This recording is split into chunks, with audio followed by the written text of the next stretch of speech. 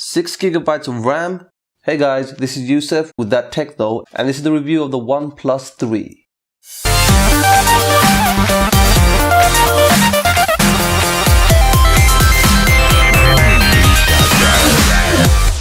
The OnePlus 3 can easily be called a flagship killer.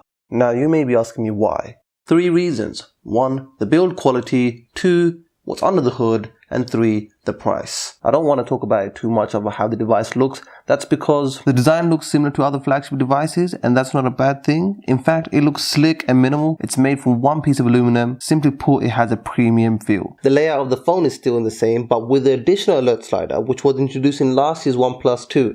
In my opinion, I think this should be a standard feature in all Android devices. What's insane about the OnePlus 3 is the specs. It has a Snapdragon 820, 6 gigs of RAM, and it's buttery smooth with no lag whatsoever. None.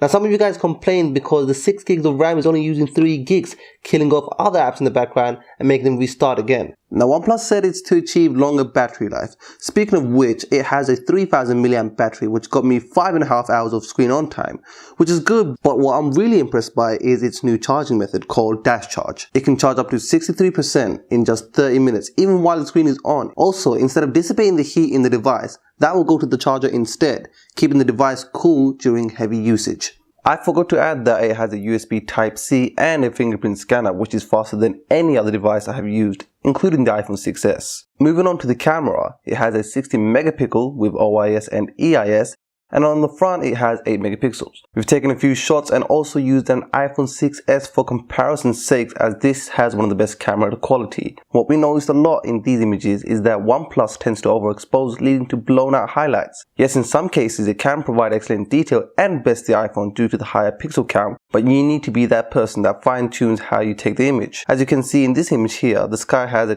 different color temperature and the cloud is completely blown out. But in this image they both almost look identical. OnePlus doing a slightly better job because of its higher pixel count. It's a hit or miss. It can take great shots, but sometimes it can get it wrong. OnePlus has been improving their camera, and it's good to know that the company care about that. Now, in very low light conditions, the iPhone does a great job. But if you were to turn up the light just a little, the OnePlus absolutely shreds the iPhone here.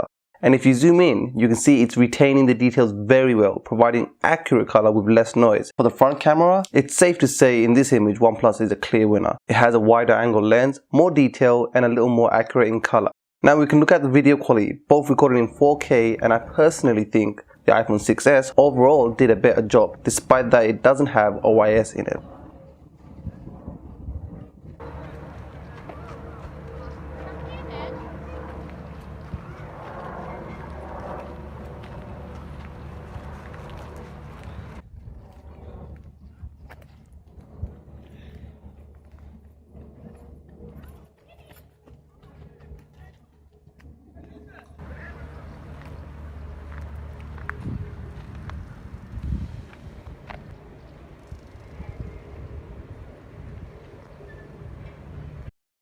So let's talk about software. What has OnePlus done that's different from other OEMs? Well, on first look, it appears it's stock Android, but in fact it's actually running on their custom version called Oxygen OS, and it's based on Android Marshmallow. What's so special about it? Well, it keeps that clean stock look and builds upon extra features that you would normally see in custom ROMs.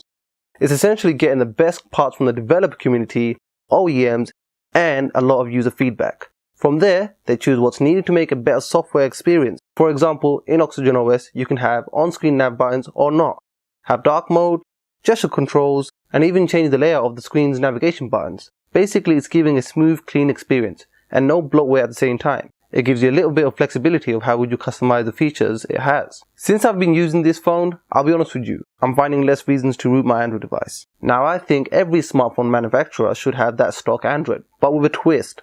Motorola did it and added their own proprietary app, Moto Voice. It's not breaking that stock feel, but rather improve in the right way. At the end, it's your choice.